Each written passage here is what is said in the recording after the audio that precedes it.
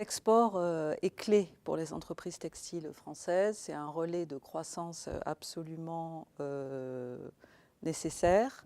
On a un taux d'exportation d'environ 40% au plan national. Nous avons la chance d'avoir des salons textiles internationaux de très grande qualité. Le premier d'entre eux, c'est Première Vision. Et on a la chance d'avoir des salons à l'étranger organisés par Première Vision, qui sont évidemment des sortes de hubs naturels pour les textiliens français.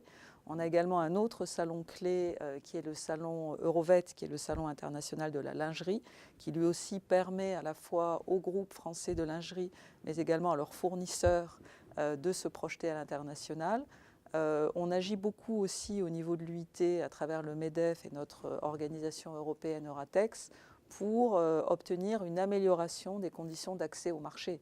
Ça veut dire obtenir une baisse des droits de douane, obtenir une élimination des obstacles non tarifaires pour que véritablement l'ensemble des supports textiles, ça veut dire les fils, les tissus, mais aussi les produits finis, y compris dans le domaine des textiles techniques, puissent s'exporter facilement.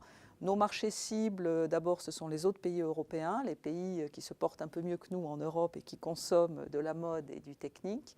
En dehors de l'Europe, on a principalement les États-Unis. On a beaucoup d'espoir dans le nouvel accord qui vient d'être conclu avec le Canada, l'accord CETA.